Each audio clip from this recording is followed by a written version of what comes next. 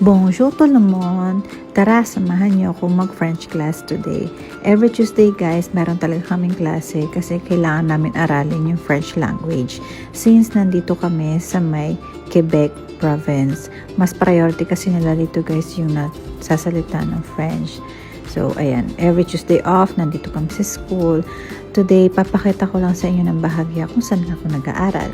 So, ito siya. La Griffe ang pangalan yan, guys. Para lang siyang bahay talaga na simple sa labas. Pero school talaga yan. Today, dito tayo sa may gilid dadaan. Kasi dito daw talaga ang entrance. Hindi doon sa harapan. Gilid. Ayan. Tawa ng tawa yung nagbibideo na hawa ako. Papakita ko lang sa inyo, guys, today kung ano yung itsura niya sa loob para may idea rin kayo. So, back to school tayo, guys, dito sa Quebec. Ayan. Tara, pasok tayo.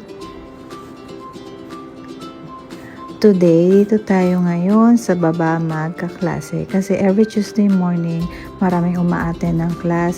Iba't ibang lahi guys, pero more on ano kami, Filipinos, tsaka mga Mexican. So ngayon, tayo pa lang nandito. Nakakapili tayo ng upuan. Yun lang guys. Merci!